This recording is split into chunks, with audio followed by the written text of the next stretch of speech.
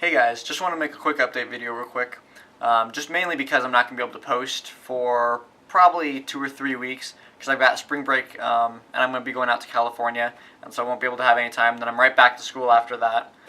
So I wanted to make a quick update on what I think is going on with my Z.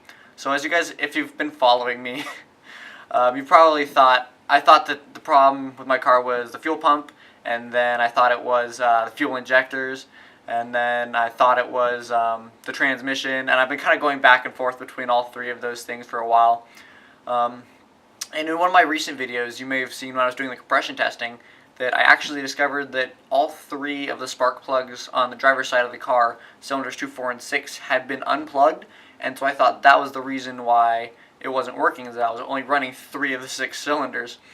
And so I plugged all those in, put a new coil in, because I'm pretty sure the old coil had really bad spark. I tested that. You might have seen that video. It had a really weak yellow spark. So I put a new coil in, and it's all firing good and everything now. But I think what the problem is that those 3 cylinders still aren't firing. I was running it the other day, and I had one of those little point-and-shoot heat guns that tells you the temperature. And I went to the side that I know was working really well, and that side, the exhaust manifold, was over 300 degrees Fahrenheit. And I went into the other side, the side I wasn't sure about, and that exhaust manifold was like a good 60 degrees, and I reached my hand underneath and I touched it, and it was barely warm, and I think that was just residual heat from the other side kind of leaking over.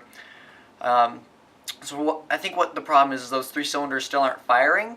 I think that I'm getting spark because I replaced the spark plugs and the wires when I first did it, and then I replaced the coil when I realized that it wasn't working.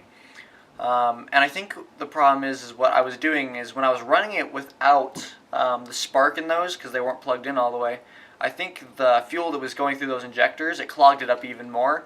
And so what I'm going to do now is I'm going to go ahead and pull the intake manifold off and pull out the injectors. I'm going to go ahead and clean those out. I'll make a video, show you guys how to do that. It'll probably be 2 or 3 parts just so it's not too long. But that's what I think is the problem right now. It's kind of been hard going back and forth. Oh, is the transmission? Is it this? Well, obviously the cylinders aren't firing, so I'm going to try this first. And then we'll see with the transmission, because it does have a really clunky shift. When I put it into drive, it like buckles down. It kind of slumps a little bit, and it pushes you back in your seat. And so I think it's really interesting that it does that. It might just be from the lack of horsepower. It can't effectively convert or whatever, but it runs at about 1500 RPM when it's in park, and then when you put it in drive or reverse, it drops down to just over 500, so it's a pretty significant drop. So I think that might be partially because I'm only running half of the horsepower, so it's not being able to make that up as easily. So yeah, I'm going to go ahead and be taking off the intake manifold. I'm going to pull the fuel rail on all the plugs, or all the injectors, and I'm going to go ahead and put new pieces of hose in there all around, just because it's probably original hose, if not it's 10-15 years old, depending on when the engine was replaced by the previous owner. So that's that. Yeah, so those will be coming out in probably 2 or 3 weeks, just whenever I get around to it, because, like I said, I'm going to be going on vacation and then I'll be back in school. Another thing, guys, is I made an Instagram account. You may have noticed in the bottom corner of your screen down there, there's a little badge that says the Z Garage, and I made it because YouTube lets me put little badges on my videos now. It's pretty cool, but I thought the Z Garage was pretty cool, and so I made an Instagram account. It's at the Z Garage. I'll put a thing right here on the screen. That's my Instagram username. You can go and follow that. I've got pictures of the car. It's gonna have posts whenever there's new videos up. You're gonna get see a lot more of the intermediate process, just as I pull things out, what I'm gonna do. And I also wanted to ask you guys real quick, because I'm going to be taking the intake manifold off in order to do the injectors. So what I want to know is, should I paint it that high temp gold color like I did the front of the engine block? If you've seen my timing belt videos, I painted the front of the engine block around that water pump right there, as well as the timing cover itself. It looks really cool. There's a picture of that up on my Instagram at the Z Garage. So I want to know if you guys want me to paint the intake manifold. Right now it's silver, stock silver, and it's got red intake plenum on top. You may have seen that in my videos. I want you guys to answer in the comments down below. I want to know, should I paint it gold? What should I do with it?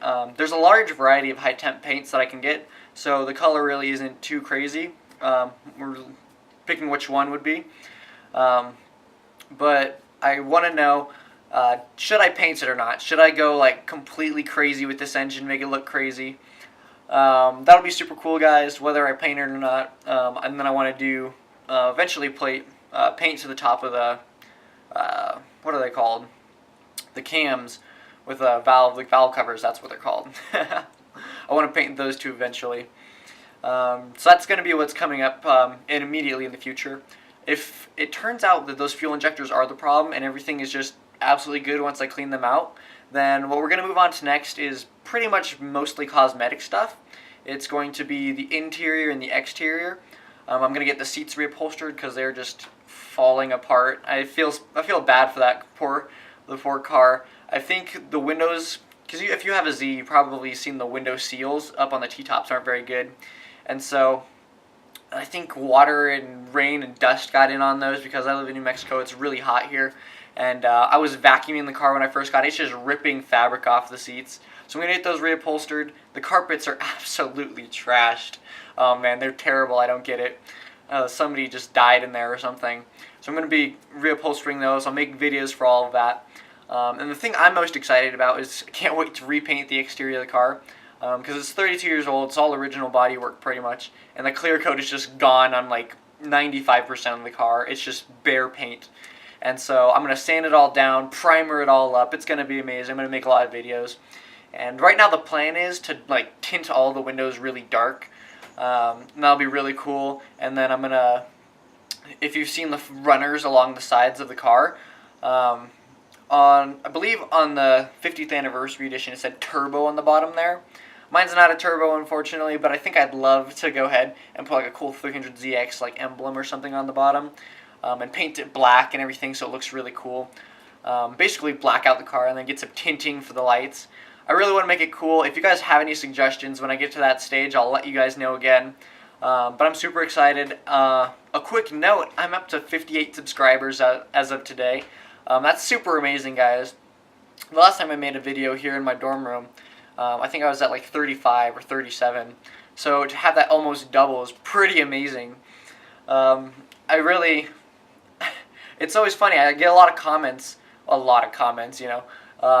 Finally somebody working on a Z31, or yes, another person, and I love getting those comments because it's something that when you think about Z cars, the 240s, the 260s, and the 280s, those like the very classic body style, and everybody knows those really well in the Datsun kind of era.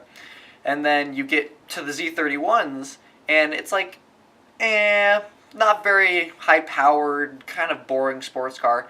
And then you get to the twin-turbo Z32s, and everybody's up like, that's amazing, wow. And so I think a lot of the times when I talk about having a 300ZX, people are always like, oh yeah, dude, those cars are amazing. And I think they're thinking of the Z32s. But it's okay, because I love people like all of you subscribers who follow me and like Z31s, just this body style. I love the classic 240, 260, and 280s, but the Z31 is really just, it's a body style of its own, really. It's before the super bubbly, rounded Z32s, and it's after the 240s and 260s that are really small coupes, and this is kind of that transition stage. And so I'm really excited that a whole bunch of you guys are excited about the same thing that I am, and I'm super thankful for all your questions. This is my first car, if you guys don't know, my first like actual personal car, at least, that I'm working on and fixing up, and so I'm definitely not perfect by a long shot. I make mistakes, as you've seen. I put the strut tower braces on like upside down. I had to fix those, and I made videos for all that stuff. I try to give you guys the best information as possible that I can find on the internet. I do a lot of research, and I definitely know that I make mistakes. So if you guys ever see mistakes or if you have questions on what I've done, please go ahead and leave comments. I know I say it pretty much at the end of every video, but it really makes me a better mechanic, being able to perfect my methods, answering your questions and saying, oh, well, why did I do that? Why didn't I do this other thing? Or did I put this on backwards? It helps me learn from my mistakes. If you've been following my entire build, you may have known I've pretty much done everything on my car almost twice. I've done the timing belt twice. I did the rear shocks twice. I've pulled the steering wheel multiple times. It's crazy. Everything I've done, I've just had to redo and redo. Sorry about that, guys. My camera turned off. But anyway, like I was saying, I love your guys' comments. Go ahead and remember to follow my Instagram account if you want to. We got good updates there. And I'm just excited for what's going to happen, guys. And I'll keep you guys in the loop as best as I can. I'll see you guys later. Peace.